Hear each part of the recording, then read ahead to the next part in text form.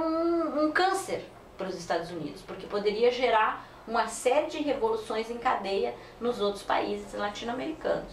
Então, a CIA, né, que é aquela organização de espionagem dos Estados Unidos, enfim, várias outras entidades ligadas a esse tipo de trabalho dos Estados Unidos, obviamente com o apoio do novo presidente John Kennedy, começa a treinar e a armar um grupo de cubanos que tinham saído da ilha quando teve a Revolução, ou seja, cubanos que viviam em Miami e que queriam o retorno da dominação, que queriam o retorno do cassino, da espoliação, da exploração cubana. Ou seja, cubanos que não amavam Cuba, e sim amavam ao dinheiro e queriam retornar àquela vida boa que tinham antes. Esse grupo é treinado pela CIA e é enviado a Cuba como um grupo de cubanos, como se os Estados Unidos não tivessem nada a ver com isso. E eles entram então na famosa Playa Girón, né, onde eles chegam com seus barcos e tal, e são imediatamente rechaçados pela população e pelo exército cubano. Então, essa batalha durou 3 dias, foi em 1961, foi uma batalha, e durou 3 dias, e esse exército formado pela CIA, um exército de mercenários, né, e que tinha o objetivo de desestabilizar a revolução e principalmente matar Fidel Castro, é derrotado, né? Então é o primeiro grande embate dos Estados Unidos com Cuba, e nesse primeiro grande embate ele é derrotado. Então aquilo ali é uma vitória importantíssima para Cuba, é uma vitória importantíssima para a América Latina. Então é nesse momento, em 1961, 2 anos depois da vitória da Revolução, que finalmente então a cúpula da Revolução Cubana diz ao mundo: somos socialistas, somos e seremos socialistas. A partir dessa derrota fragorosa dos Estados Unidos. Os Estados Unidos, percebendo que não poderia vencer Cuba militarmente, resolveu então iniciar o bloqueio econômico, que existe então até hoje, são 60 anos de bloqueio econômico a Cuba, o que impede a ilha de se desenvolver, o que impede a ilha de trabalhar com suas potencialidades, etc., e que torna a vida dos cubanos extremamente difícil, né? Extremamente pobre, porque é um país que está absolutamente isolado, né? Que não pode negociar com uma série de nações, mas que carrega essa marca histórica belíssima, né? Que foi, assim como o Vietnã, né? Que venceu os Estados Unidos, também um paísinho desse tamanho. Cuba vence militarmente. Cuba é um momento importantíssimo para a história da América Latina. Perderam muita coisa. Os latifundiários perderam as terras, ou parte das terras, as empresas multinacionais perderam as suas empresas, e o país foi avançando no rumo do democrático popular, agrarista, nacionalista, anti-imperialista. Lógico que isso desagradava os Estados Unidos, porque a ilha, até então, era uma nova colônia dos Estados Unidos. Os Estados Unidos lá faziam o que queria. Tanto é que quando ela se tornou independente em 1898 e fez a sua primeira Constituição em 1901, nesta Constituição tinha um artigo que se chamava Emenda Platt. E este artigo, com esta emenda, dava aos Estados Unidos o direito de invadir a ilha militarmente e pôr ordem na casa sempre e quando havia qualquer problema. E isso aconteceu. Essa emenda ficou na Constituição Cubana de 1901 a 1934. Foi sempre a vergonha contra a qual os cubanos sempre lutaram. Bom, voltando então à Revolução de 1959. Ela então avança, e claro, na medida em que vai avançando, os Estados Unidos vão cada vez mais fazendo pressão sobre a ilha. Dia 17 de abril de 1961, só que antes de acontecer a invasão, 17 de abril, no dia 15 de abril, aviões dos Estados Unidos, com a logomarca escondida e com a logomarca de Cuba, para quem visse dizer, ó, são os aviões cubanos. Não, eram aviões dos Estados Unidos. Então, no dia 15 de abril, os aviões dos Estados Unidos bombardearam vários aeroportos cubanos.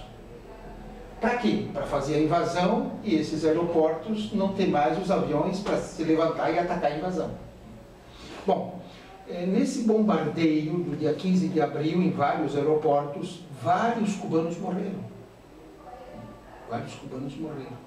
E quando houve esse bombardeio a vários aeroportos, se não me engano 3, o Fidel Castro, que era o primeiro-ministro, fez um discurso e disse o seguinte: amanhã ou depois vem a invasão. Vamos nos preparar.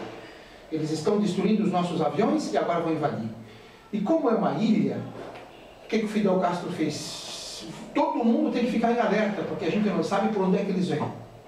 E nesse exato momento, Fidel Castro pegou e prendeu todas as pessoas dentro da ilha que ele sentia que iam apoiar a invasão. Prendeu todo mundo.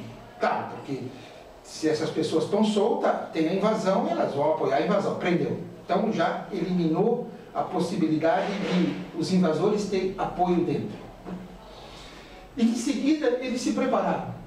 E eles pensavam que era num lado, pensavam que era no outro, e de repente ela aconteceu na Baía dos Porcos, que a gente chama de Baía dos Porcos, mas os cubanos chamam o exato ponto em que houve a invasão de Praia Girón.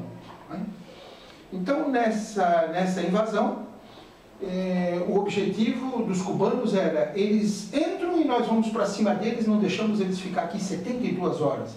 Porque o objetivo dos invasores era ficar 72 horas na ilha, ali, lutando contra os cubanos, porque se fica 72 horas, o governo dos Estados Unidos pode reconhecer, bom, aí tem um outro governo, e ajudar. Então, qual foi o objetivo do Fidel Castro e dos cubanos? Não, eles não vão ficar 72 horas, nós vamos empurrar eles para o mar. E foi o que aconteceu. Quem comandou a resistência foi o próprio Fidel Castro. E o que aconteceu? Alguns aviões cubanos, eles não conseguiram destruir todos no dia 15, bombardearam um navio invasor que trazia muita gente, que trazia armas, e as tropas cubanas enfrentaram os invasores e eles foram derrotados em menos de 72 horas. O navio pegou fogo, eles bombardearam o navio, muitos cubanos morreram, muitos invasores morreram, e dos invasores mais ou menos foram presos 1.400. E era tudo gente que era latifundiária em Cuba, tinha ido embora, era da polícia do ditador Fulgêncio Batista e tinha cometido os crimes em Cuba, eram torturadores, eram pessoas pagas. Bom, todos eles foram presos. Os cubanos colocaram todos eles num grande ginásio, presos, e disseram o seguinte agora: vocês, Estados Unidos, se vocês quiserem receber eles de volta, porque são cubanos, centro-americanos, e todos eles vieram de lá, nós vamos trocar todas essas pessoas por leite em pó, que nós estamos precisando de leite aqui, e outras comidas. 1.400 pessoas foram devolvidas depois de algum tempo de negociação, e os Estados Unidos mandou alimento. Depois se descobriu que parte desse alimento até estava deteriorado, contaminado, até isso os Estados Unidos fizeram, mas eles entregaram. Nos dias de hoje é uma luta incessante. Na história do mundo não existe nenhum império tão forte como os Estados Unidos, nem o Império Romano, que atacou tanto um país tão fraco economicamente e pobre como Cuba, como os romanos atacaram as Gálias. Não existe. E, no entanto, Cuba resiste. E, claro, isso atrapalha muito a vida deles, porque todo o dinheiro que eles gastam para se defender, e Cuba não ataca, Cuba só se defende. Como é que Cuba vai atacar os Estados Unidos? É uma pulga e um elefante. Cuba se defende. Se vocês invadirem aqui, nós sabemos nos defender. Então, todo o dinheiro gasto para se defender podia ser aplicado em outras coisas. É uma obsessão.